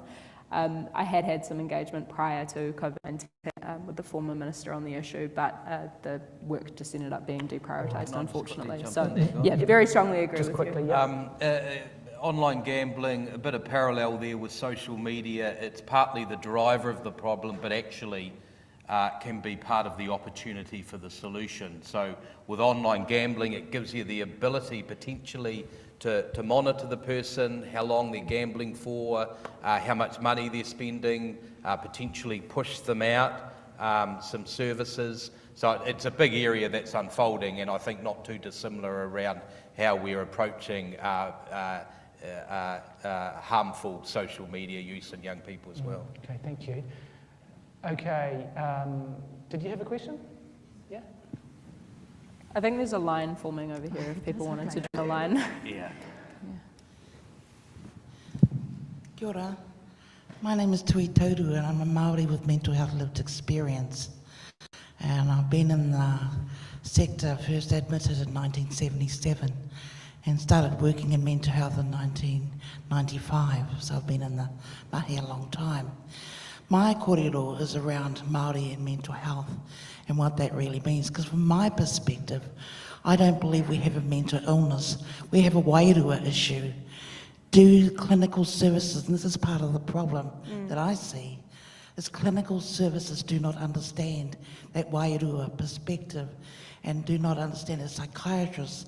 They use the DSM-5 and so that's their way of gauging our mental health distress, I think you must call it that. That's what you would call it.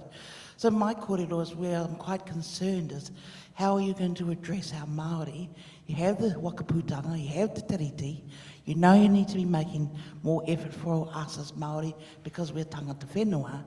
And I want to understand how you and your election places are going to look after us to make sure that you understand and able to work towards how we deal with a mental health perspective.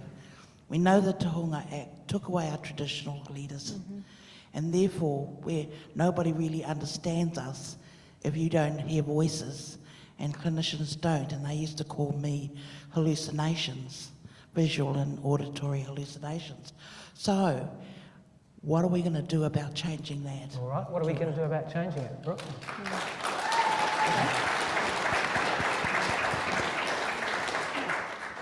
Oh, thanks for your question.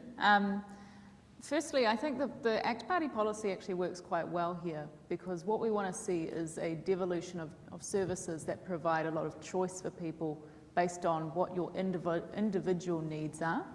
And so it's not government creating the service, it's a devolution where the government has the money for the services, but contracts a range of people to help in your needs based on what sort of service provision you need for your mental health. And it uses evidence and data over time to see which ones are working, because you do have to make sure that money is not just going out of the door and people aren't getting help with that money, but it's allowing for a range of different services for a range of different communities with a range of different needs. Okay, anyone else want to jump in on that? It's part of the Māori Health Authority.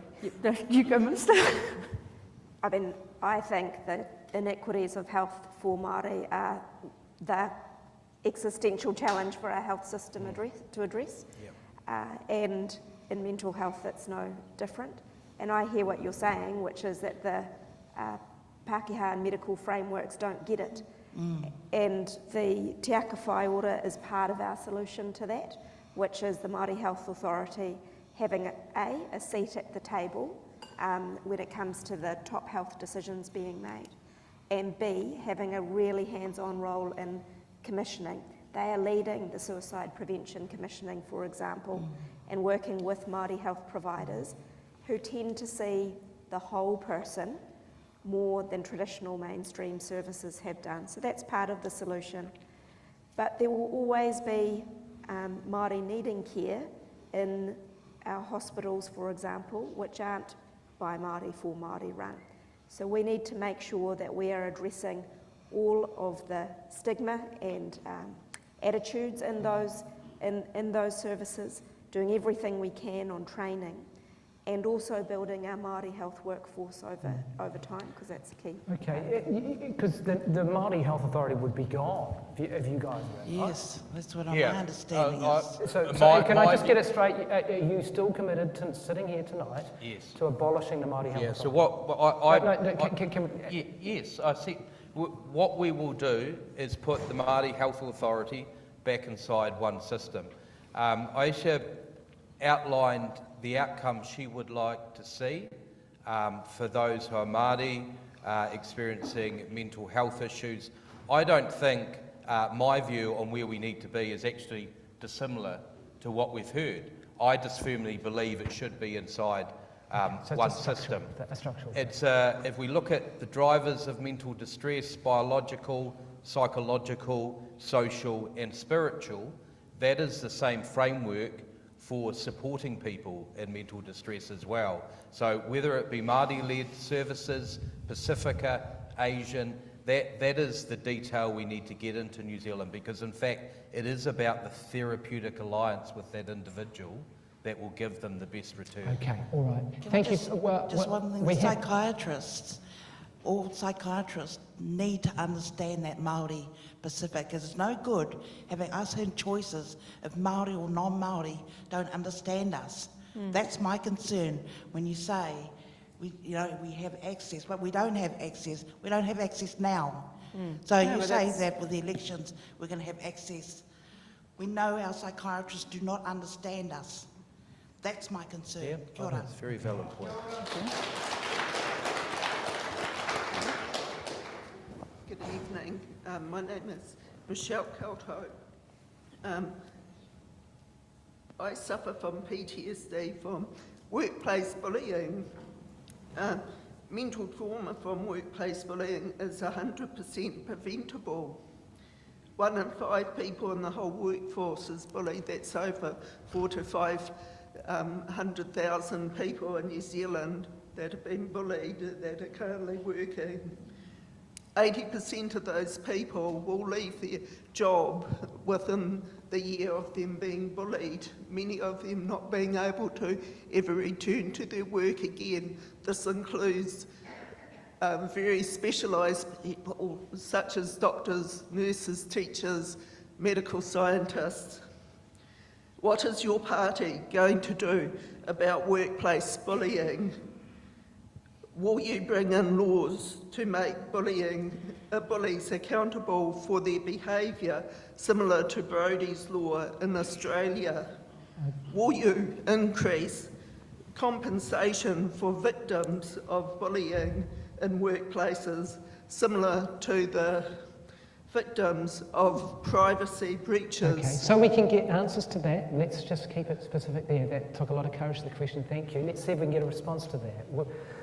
Was anyone willing to pick up that wordle, that you would do more on workplace bullying? Yeah. I agree with what you've described as the problem, and workplace bullying is already wrong, and action can be taken against employers for that. I think there is a large part of cultural change that needs to occur as well. As Health Minister, I have just released Te Māori o Rongo, which is our statement of what sort of behaviours are acceptable in the health system and the values that we have together.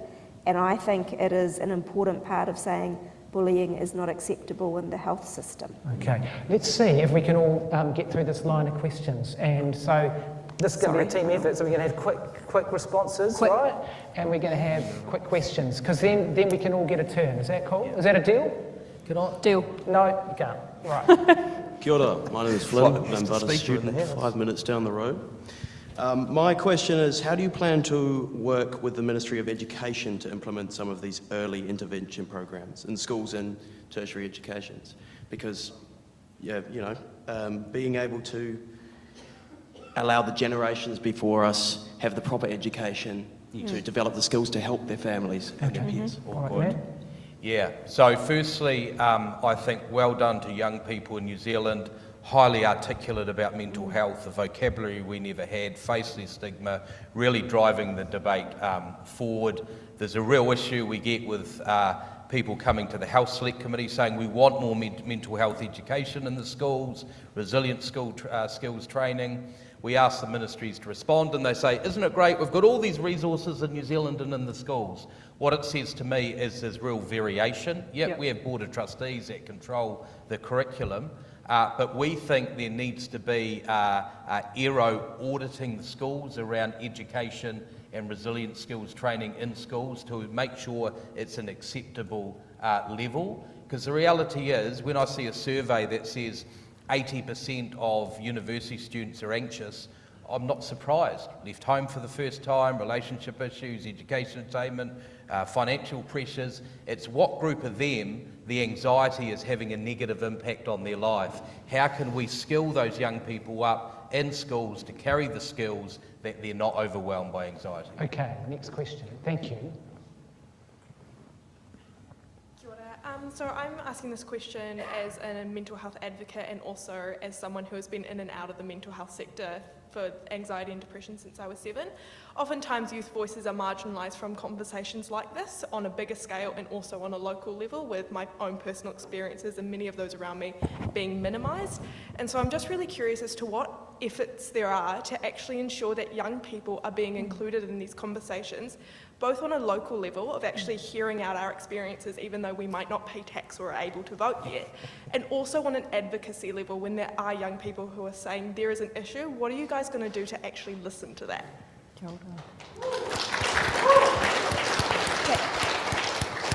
Thanks so much for your question.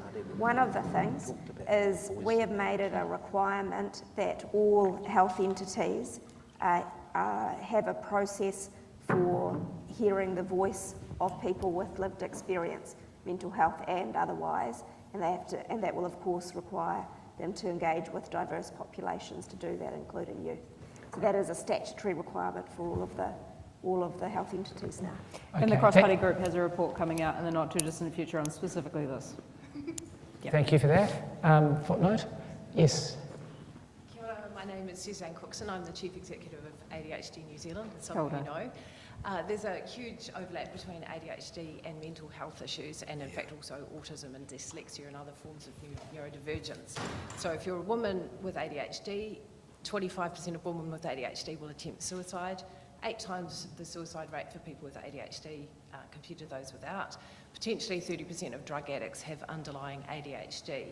So I believe that if you diagnose and treat ADHD and other forms of neurodivergence, then you are addressing mental health and addiction issues. My question is, what do your parties think of that? What would you do to improve access to diagnosis and support? And would you support a campaign similar to Like Minds Like Mine to reduce stigma about neurodivergence and support our neurodivergent people? 20% of the population is neurodivergent. Okay, this couch can handle that one very quickly. So I just wanted to shout out to Suzanne and also to Darren, who've been doing this work on the smell of an oily rag for years. Free and frank, I was personally diagnosed with ADHD about 2.5 years or so ago, and that was kind of the opening to me engaging with ADHD NZ, which led to the initial stages of the work which culminated in our parliamentary hui on ADHD actions. There's 6 outcomes that were identified there. including updating the way in which people end up getting diagnosis and the treatments. We have had some success in this in working with Pharmac and MedSafe and extending the period with which people can get their subscriptions paid from a month to 3 months, but that was one of the lowest hanging fruit, and there's a whole lot more work to do. The former Minister of Health signed it off, so we should hope to see it as a priority. The last thing that I would say is that for the agencies who are doing this work and advocating and engaging with the state, they need to be paid for that work. Did you have something quick on that, or do you want to take the next question? That's sort of muddy. Yeah, absolutely. Look, thank you for your question, and absolutely I'd support more advocacy and awareness for ADHD. I actually think a lot of people have undiagnosed conditions and do deserve a bit more help. And it's not just specifically to ADHD. I'll give a really good example of my colleague Tony Severin. She does a remarkable job in Parliament as a woman with a disability, and she has dyslexia amongst another range of illnesses that are attached to the brain. But she was undiagnosed until she actually went to university, and people said, it's amazing you even managed to get this far, because most people don't. And you just think of how many people have actually ended up even getting into the criminal justice system. Yes. Because they haven't even had the dyslexia diagnosed at a young age. So there's a lot more that we can do in that sort of space. Thank you. Next question. Kia ora koutou, ko Jomo tōku ingoa from Yellow Brick Road to Wahapu Aho Aho. We support the family and whānau of people experiencing mental wellbeing distress. Te Pai Tāta's first priority is to put whānau at the heart of the health system. I'd be really interested in your thoughts on what you see as the role of family and whānau in the mental health system, and what support should we be giving family and whānau of people experiencing mental wellbeing distress. Whose turn is it? Happy to take that. I think often if people are experiencing distress and cannot speak for themselves, we are slow to recognise that their family and whānau are those who know them best, are able to assist in that. I think we sort of struggle with dealing with the family as a health system, and I think that when we talk about co-designing services, recognising the role of whānau is a big part of that. And I would hope that the bill we put forward in terms of the repeal of the Mental Health Act would have a replacement of the Mental Health Act would have a recognition of the role of whānau in supported decision making when people are under the Act. Okay. Next question.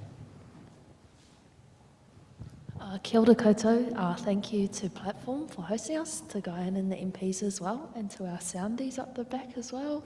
Kia ora, my name is Liv. I'm queer, I'm a member of our trans community as well, I'm non-binary. It's actually really disappointing to come here and hear no one talk about the intersection of queer people and mental health. We know that our trans community suffers at disproportionate rates to our cis communities, and we know that this increases in the intersections for Māori and trans and disabled and trans people. What are you guys going to do to support our trans whānau? Thank you. Kia ora. I did say you were going to get the next question, so were you? Yeah, I think it fits the approach we've talked about tonight, that we've actually got to have local solutions for local needs. We've got to work with all the different population groups of New Zealand and understand some of the issues that's driving mental distress in those communities, and then the solutions, because I actually think the solutions could be potentially slightly different. But in fact, when we looked at the cross-party mental health group's first report, Zero Suicides Aotearoa, which advocated for, it's going to be a bit convoluted, but a multi-sectorial continuous improvement approach. What that talked about is working with groups of people to understand what works around prevention in their communities, and if it works, resource it. If it doesn't, try something different. And that's the reality. Is it's a bit blunt, one size fits all, But as we have this conversation, we can work with individual groups. We heard this lady and the gentleman before was about families, and it goes on. And I think that's the maturity of the conversation we're having. I'd say there's a few more things to that. I mean, the Counting Ourselves report made it really clear, these really stark statistics. And to that effect, there are more things that politicians can do in the way of, for example, I don't know, not weaponising our gender minority whānau, also being really clear about what the facts are when it comes to those who are trans, non-binary, intersex and otherwise. Representation is a really important component as well, and we have made some strides with regard to gender affirming care and in self-identification, but I think one of the key things that politicians can do with regard to the cultural influence that we wield is stop weaponising and stop using inequality. Okay, we're doing pretty well, aren't we? We've got four more questions, so, and about sort of 5-ish minutes. Good evening, I'm Tamlin. I'd like to ask you about funding towards medication-assisted treatment, novel treatments for mental health and addiction. We know that currently with Pharmac, there's a 7.7-year waiting list to fund novel treatments. Once a product has been prioritised on the options for investment list, it's still 5.9 years waiting period. There's a complete lack of transparency, and I'd like to know what you're going to do to address that. What does novel treatment mean? It's a new drug. New drug. Thank you. Those are the issues the pharmaceutical companies do raise regularly, and I'm really proud that this government has done more to improve access for medicine than any other government in New Zealand's history. We've raised the funding of Pharmac by 50%, which has increased the numbers of treatments available in New Zealand by 171, I think. We also have made sure that day-to-day New Zealanders struggling to access their medicine have had the prescription co-pay waived, so that people who do have mental illnesses that benefit from medication can stay on an even keel there. There's more to do. I'm determined to keep going. All right, thank you. Next question. Kia ora koutou. My name's Dan Khan from Amber Innovations. I'm just interested, what role do you see for digital and data in the health and wellbeing sector, both now and into the future? Did you say digital data? Yeah, role of digital and data in the health and wellbeing sector. Are you talking about from telehealth services, or are you just talking about digital data in general? Yeah, I think particularly in the mental health sector. Yeah, I mean, it's fundamental to the question about how we have evidence-informed policy, right? Yeah, I'd say it's integral. Absolutely, Yeah. absolutely. Look, we've got to make sure that what we are funding over time actually works, and people are getting the help that they need. Data and analysis of data and statistics is crucial to that, which is why I think it's really important that not only do we have that data being collected, but then we're acting on it over time, which is what the ACT policy is designed to do with Mental Health and Addictions New Zealand. Where I think we've got to do even better is even in the workforce issues, actually learning how we can plan for innovation and technology over time. Where I think our health workforce plan at the moment falls flat is it doesn't actually take into account innovation and doesn't take into account how we can use that for different work practices and different workforce shortages over time. Another area is, of course, with the telehealth services. We've got a real problem there because a huge number of people are now reaching out for that sort of service, but 30% of calls go unanswered. So we actually need to look at the data and use that data-driven analysis to actually invest. Okay, we've still got 3 people waiting for questions, so, and probably already out of time, but come on up and ask your part-time and we'll get some answers. Kia ora, Max George is my name and I work in supported employment. I guess my question is around what are your ideas for encouraging employers to, or businesses rather, to employ people with mental health conditions, people who are neurodiverse, disabled, etc., as they are underutilised? Thank you. Good question. Can you jump in on that? I suppose the way I would think of it is working with employers to give them confidence, to break down some of those barriers. So when I look at a program like IPS, Individual Placement Support, which has got evidence both nationally and internationally to have a 70% conversion rate for getting people with mental health and addiction services into employment. But one report I read said something like less than 10% who would benefit from that service have access to it in New Zealand. It just makes sense because it makes sense. We all know the benefit of getting someone into employment and how that will improve their mental well-being. But the reality is, if you just took a lens like through the taxpayer's view, the reality is we resign these people to stay on benefits when actually it's better for the country to spend a bit of money and get them into employment. Okay, thank you. Two more. Yep.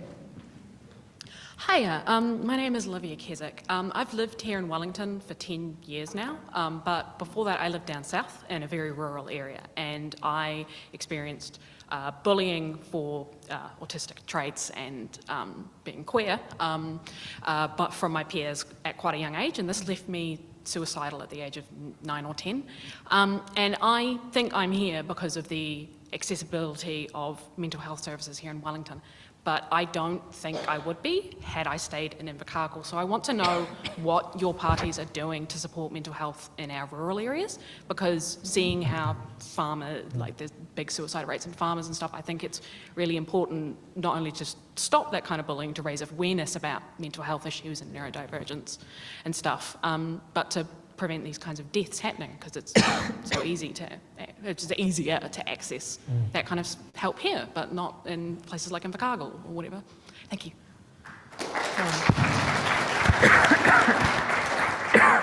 I also grew up in Invercargill, and I think all parts of the country have the same entitlement for care, and part of our health reforms is about ending what we call the postcode lottery for care. So there should be specialist services accessible from Invercargill, and on the more community level services, the access and choice services, they are in 600 places throughout the country, literally from Kaitaia to the Bluff. So we are making progress with that.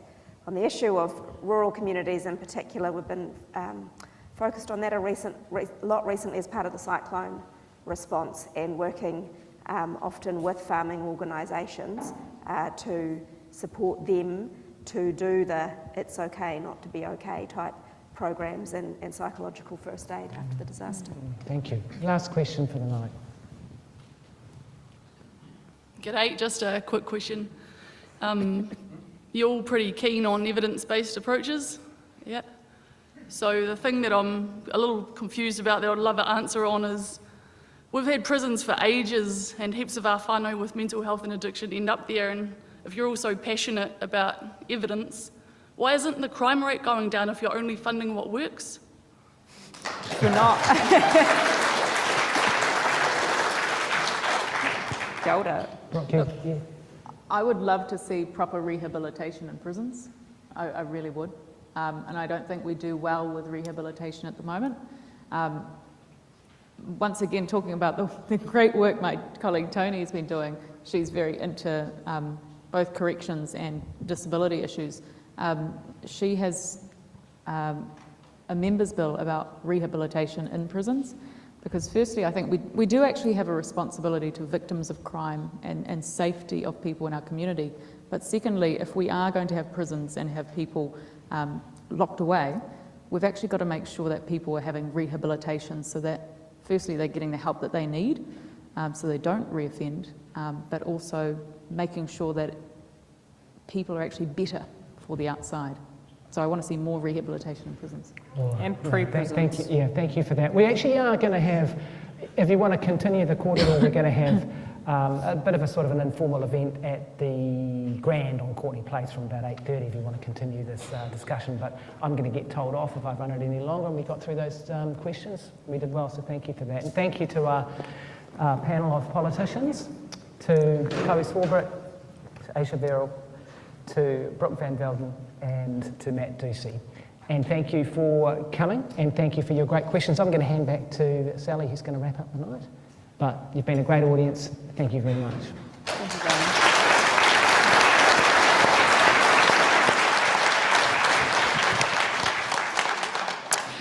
Kia ora. Thank you, Guyan, for wrapping up and summarising what's been a fascinating and informative debate. I think there's lots for us to think about, as we think about what's important to us in regards to the people we support, their whānau, their communities, and the people we employ. And I'm also just going to remind you that the workforce is not just a professional workforce. I know, Matt, you touched on peers, but I'm here representing the care and support workers, which also make up a huge part of the workforce, along with allied health, which there was hardly any reference to today as well. On behalf of the Platform Board and members of Platform and everyone here today, I just want to thank firstly the panellists. We know you've got a pretty gruelling schedule at the moment, so really appreciate you joining us and having a focus on mental health and addictions and responding to many of the issues that are important to us. Guyan, thanks for facilitating the debate, and that's pretty not bad timekeeping actually, so it's not easy keeping people engaged and on point, and you did that really skillfully today, so thank you very much and appreciate your time.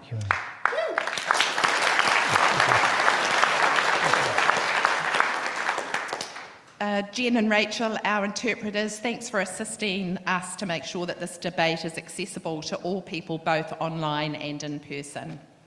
AV Media, there's a team of you up the back. Thanks for helping us to make sure that we could live stream this event to what we understand is over 500 people who watch this online. It's also going to be available on the Platform website as a recording as well. Obviously, thank you to Wellington College for hosting us. I want to really acknowledge Platform's election debate committee, who consisted of Naomi Cowan, Daryl Bishop, Mugdale Hammond, Kevin Harper and Rob Warrener. Thanks for doing all the sterling work. It is no easy feat to pull off something like this, and I'm pretty impressed. We've nearly filled this Wellington College hall, so that's fantastic as well.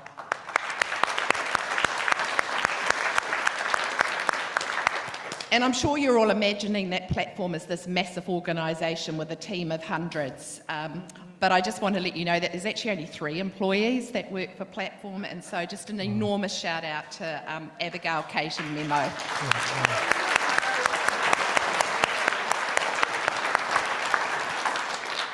Thank you to all of you who asked questions as well. It's really important that we get the issues that are relevant to the people that we're representing as well. So really want to acknowledge you, not only asking questions, but often that takes quite a lot of courage as well.